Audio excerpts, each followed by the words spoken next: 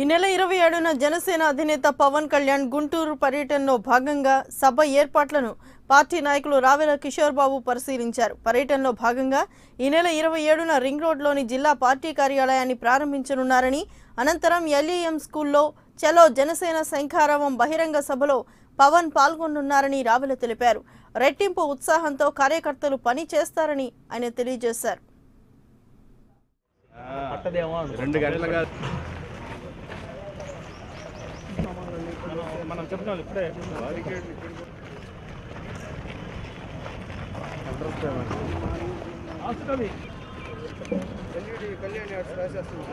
రేపు ఆదివారం 27వ తారీఖు నాడు మనం నుంచినటువంటి ఈ ప్రాంగణం ఎల్ఈఎం గ్రౌండ్స్.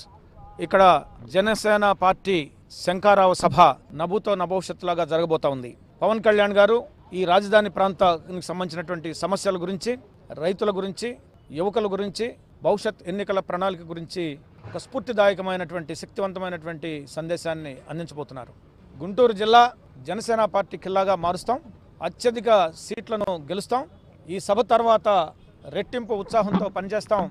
ఎన్నికల యుద్ధంలో, కథన రంగంలో సుశిక్షితులైనటువంటి సైనికుల్లాగా పనిచేస్తాం.